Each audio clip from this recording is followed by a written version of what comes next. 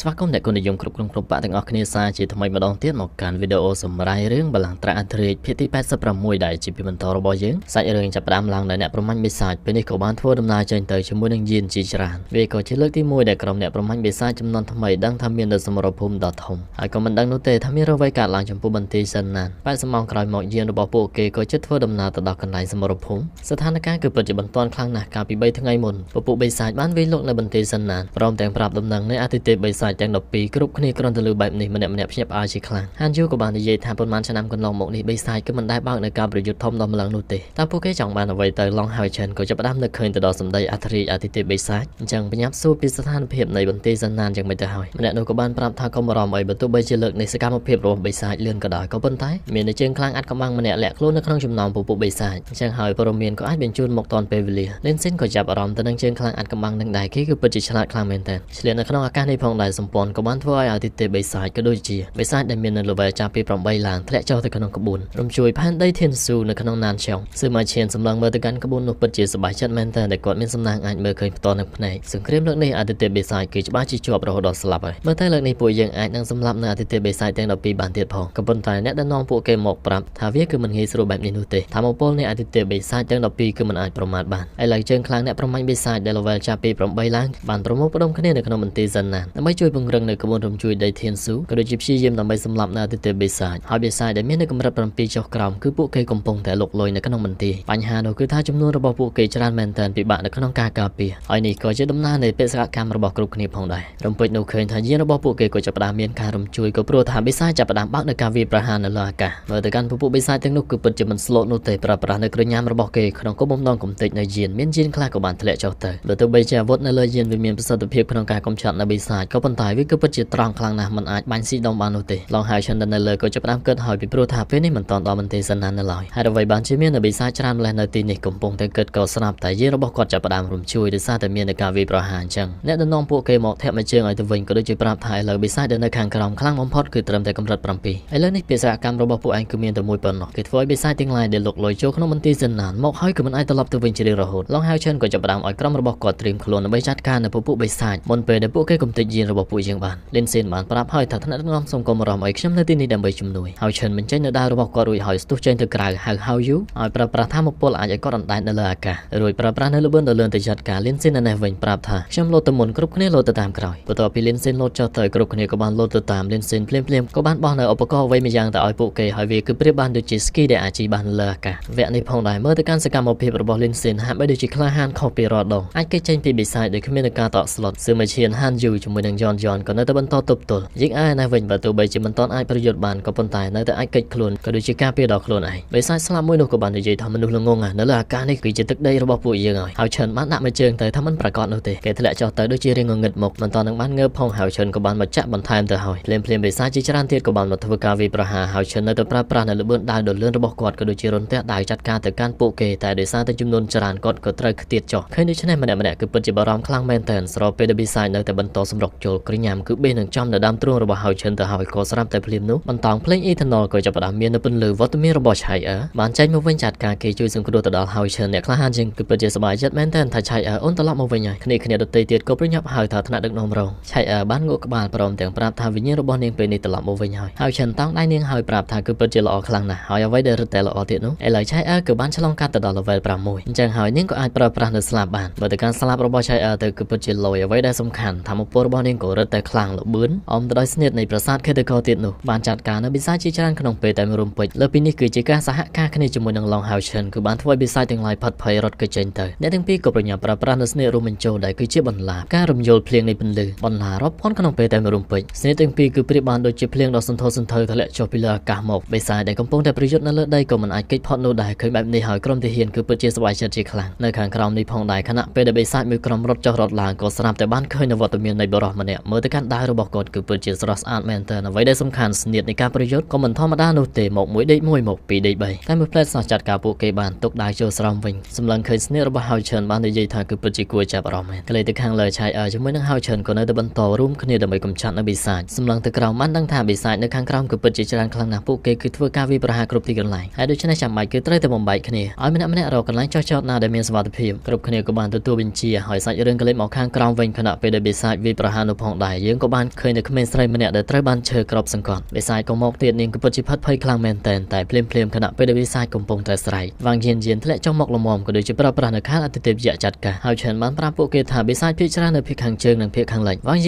ានស៊ឺម៉ាឈៀនអ្នកទាំងពីរទទួលខុសត្រូវកំចាត់នៅបិសាចទាំងសងខាងស៊ឺម៉ាឈៀនប្រើប្រាស់នៅញញូដ៏ធំចាត់ការនៅបិសាចរួចប្រាប់ថាទុកចិត្តចោះមានខ្ញុំនៅទីនេះគឺច្បាស់ជាគ្មានរឿងអ្វីកើតឡើងនោះទេឡងហៅច្រើនក៏បានប្រាប់ទៀតថានៅក្នុងភាគខាងត្បូងមាននៅបិសាចតិចតួចអញ្ចឹងហើយលៀនស៊ីននិងជីងអឺទទួលខុសត្រូវនៅផ្លូវនោះហើយពួកយើងឲ្យទៅជួយបើសិនជាមានករណីចាំបាច់តែដូចជាអ្វីដែលអ្នកក្លាហានទាំងអស់គ្នាបានឃើញជីងអឺនឹងអាចក៏ហៅនៅបិសាចបានអញ្ចឹងហើយដំណើរផ្លូវគឺពិតជាមិនសូវពិបាកប៉ុន្មាននោះទេបិសាចម្នាក់ឃើញហើយក៏ពេញញ៉ាំរត់គេចចេញទៅហើយច្រើនថែមទាំងបានចាត់ឲ្យហានយូជាមួយនឹងហៅយូទៅចាត់ការនៅភាគខាងកើតសម្អាតនៅបិសាចជុំវិញតំបន់សុវត្ថិភាពចំណែកគាត់ជាមួយនឹងឆៃអឺទទួលខុសត្រូវចាត់ការបិសាចនៅតំបន់កណ្ដាលយើងមើលទៅកាន់បិសាចដែលមានចំនួនច្រើនក៏ប៉ុន្តែហើយច្រើនរបស់យើងក៏ដូចជាឆៃអឺលើកនេះគឺពិតជាកាចខ្លាំងមែនទែនហើយច្រើនប្រយុទ្ធនៅខាងក្រោមឆៃអឺចាត់ការនៅខាងលើជាលទ្ធផលបិសាចនៅទីនេះក៏ត្រូវបានសម្អាតក្លេកមកកាន់យានបន្ទាប់ពីក្រោកឈរឡើងវិញបិសាចក៏នៅតែបន្តសម្រុកចូលទៀតអញ្ចឹងនាងក៏ចាប់ផ្ដើមប្រើប្រាស់នៅខែលអតិថិយៈចាត់ការក៏ដូចជាក្រវីក្រវ៉ាត់ស្រែកពេញណាពេញណីកំចាត់នៅពួកគេក្នុងពេលតែមួយរំពេចស៊ឺម៉ាឈៀនក៏ដូចគ្នាញញូរបស់គាត់ក៏ដូចជារន្ទះជើងជីងអឺនៅតែមានបិសាចរបស់នាងជួយទប់ទល់ក៏ប៉ុន្តែអ្វីដែលប្លែកនោះគឺជាលីនស៊ីនពីមុនឃើញបិសាចគឺដឹងតែរត់ហើយក៏ប៉ុន្តែឥឡូវក៏បែរជាសម្រុកចូលប្រើប្រាស់នៅស្នៀតជីស្គីដ៏លឿនរបស់គាត់ហានយូអានេះវិញចាត់ការនៅបិសាចដែលរារាំងហើយដោយសារតែពួកគេមានចំនួនច្រើនអញ្ចឹងក៏ចាប់ផ្ដើមឲ្យហៅយូម្ដងកុំឃើញតូចតែបន្ទាប់ពីប្រាជាធំនោះគឺជា 3 in 1ភ្លាមស៊ឺម៉ាឈៀននេះក៏ត្រូវបានបិសាចចាប់ច្បាច់កជាប់ឈឺចាប់រើមិនរួចសំណាងហើយដែលយានមកជួយនាងបាននិយាយទៀតថាឲ្យក្រោះការពី level 6នេះក៏ដូចជាមិនខ្លាំងតទៅសោះស៊ឺម៉ាឈៀនបានសួរថាតើនាងសម្អាតនៅទីនោះរួចរាល់ហើយមែនទេនាងក៏សួរត្រឡប់ទៅវិញថាលោកគ្មានអារម្មណ៍ថាធុញឯមែននេះលបងនឹងចាប់ផ្ដើមដោះឲ្យទៀតហើយប្រាប់ថាខ្ញុំគឺទើបតែកម្ដៅសាច់ដុំរួចតែប៉ុណ្ណោះបិសាចសម្រុកចូលមកអ្នកទាំងពីរក៏បានសម្រុកចេញដោយឡែកក្លេកមកកាន់ជាងរបស់យើងក៏ស្រាប់តែបិសាចសម្រុកចូលមកសំណាងល្អលីនស៊ីនប្រើប្រាស់នៅខែលការពារក៏ដូចជាប្រាប់ថាលើកនេះគាត់គឺនឹងសាក់លបងជាង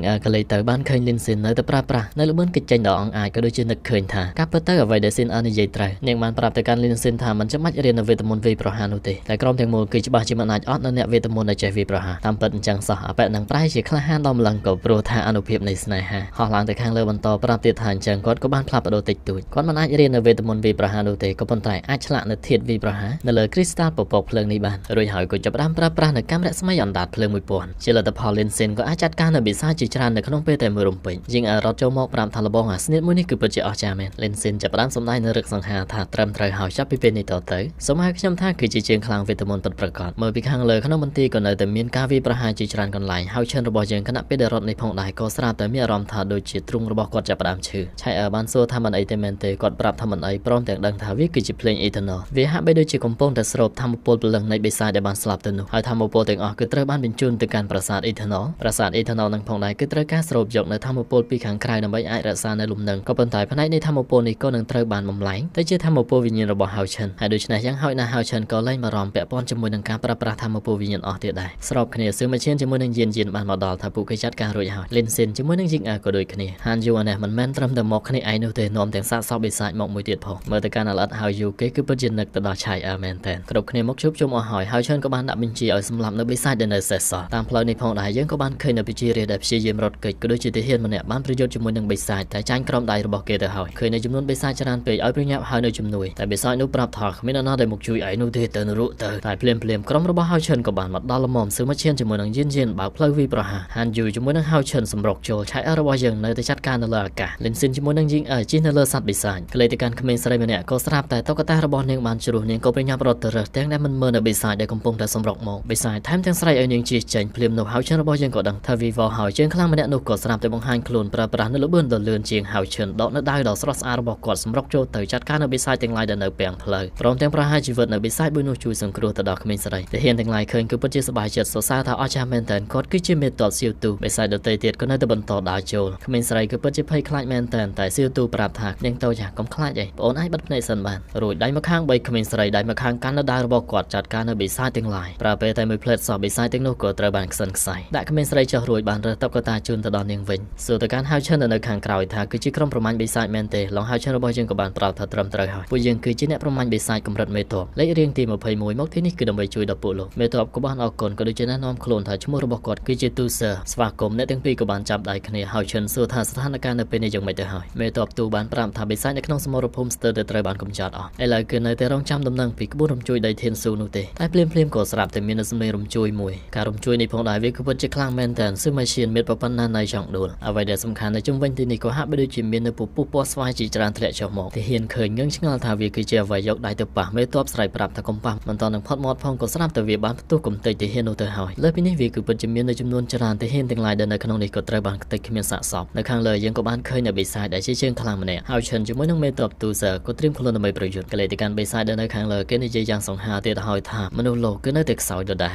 រួចហើយប្រើប្រាស់នៃយុទ្ធសាស្ត្ររបស់គេបន្ថែមចាត់ការនៅទីហ៊ានដែលនៅក្នុងនេះពពុះពណ៌ស្វាយរបស់គេសម្បីតែមេតបទូជើងទប់ទល់ក៏នៅតែត្រូវខ្ទាតចេញទៅមានរបួសក៏ដឹងហើយថាធម្មពលមួយនេះគេគឺជាបិសាចដែលមាននៅ level 8ឆ្ងល់ខ្លាំងមែនតើថាមិននឹងអាចទៅរួចទៅហើយឈិនរបស់យើងវិញបានយកនៅខែលរបស់គាត់ទៅរងតែក៏នៅតែពិបាកដូចគ្នាបិសាច level 8នោះនិយាយយ៉ាងលយទៀតថាយើងក៏មិនជួយចិត្តចាប់កណ្ដុរដែលរត់ជុំវិញនេះទេរួចក៏ចាប់ផ្ដើមប្រើប្រាស់នៅពន្លឺនៃព្រះច័ន្ទស្នេហ៍មួយនេះផងដែរក៏បានធ្វើឲ្យគ្រប់គ្នាជាប់គាំងកម្រើកខ្លួនមិនរួចនោះទេមេតបទូក៏នៅតែឆ្ងល់អញ្ចឹងពីព្រោះថាបិសាចដែលមាន level ចាប់ពី8ឡើងគួរតែត្រូវឃុំនៅក្នុងក្បួនរំជួយដីធានស៊ូមេតបដឹងថាវីវទៀតហើយបើសិនជាឲ្យគេអាចបើកនៅទ្វារឋានស៊ូបាននោះគេច្បាស់ជាអាចដោះលែងនៅអតិថិបិសាចមិនខានតែជាក់ស្ដែងយើងមើលទៅកាន់បិសាចនឹងទៅចុះមកគ្រាន់តែដើរផ្ទាត់ម្រាមដៃសោះមនុស្សម្នាទាំងឡាយក៏ត្រូវបានស្លាប់ទៅហើយភ្លាមក្មេងស្រីដែលមិនទាន់នឹងដើរទៅបានឆ្ងាយផងក៏ស្រាប់តែពពុះមួយបានមករកហើយឈិនក៏បើឃើញដូច្នេះក៏ប្រញាប់ប្រើប្រាស់នៅឆ្នាំងទឹកវិញ្ញាណតាក់ទាញរបស់គាត់ស្រូបវាមកយកខែរបស់គាត់ទៅទប់ទល់បិសាចឃើញក៏បាននិយាយថាគឺពិតជាគួរចាប់អារម្មណ៍មែនគឺមានតែមនុស្សដែលមាននៅ level ចាប់ពី8ឡើងឬក៏ពូជាងនឹងនោះទេទើបអាចទប់ទល់ជាមួយនឹងពន្លឺព្រះច័ន្ទរបស់គេបានហើយឈិនជូតឈាមរួចហើយប្រាប់ថាកុំសម័យទៅគិតថាចង់សម្លាប់នៅគ្រប់គ្នាដែលនៅទីនេះទៀតឲ្យសោះបិសាចនោះតបមកវិញថាអូឯងគឺពិតជាក្លាហានមែនជាមនុស្ស level 5តែចង់ប្រកួតគ្នាជាមួយនឹងបិសាចដែលមាននៅ level 8តែឯងមានអ្វីមកសំអាងតែឡងហើយឈិនក៏តបទៅវិញថាប្រកាសណាស់គឺជាដាវដែលនៅក្នុងដៃរបស់យើងស្របពេលដែលហើយឈិនកាន់ដាវរបស់គាត់សម្រុកចូលទៅគេក៏ចាប់ផ្ដើមផ្ទាត់នៅពន្លឺព្រះច័ន្ទរលោងរបស់គេឲ្យមកតែយើងក៏មិនទាន់ដឹងថាសាច់រឿងបន្តទៀតនឹងទៅជាយ៉ាងណាផងភាគនេះក៏ស្រាប់តែស្លេះតែត្រឹមនេះឯងជាចុងក្រោយអរគុណទៅកាន់អ្នកក៏និយមគ្រប់គ្រងគ្រប់បាក់ដែលតែងតែគាំទ្រអធិស្ឋានផងសម្រាប់កំហុសខុសឆ្គងដែលកើតឡើងដោយអចេតនាហើយ admin ក៏នឹងវិលត្រឡប់មកជួបនៅអ្នកក៏និយមគ្រប់គ្នានៅក្នុងការសម្រាយរឿងជាបន្តបន្ទាប់គណៈពេលនេះផងដែរសូមអរគុណនិងសូមគោរពលា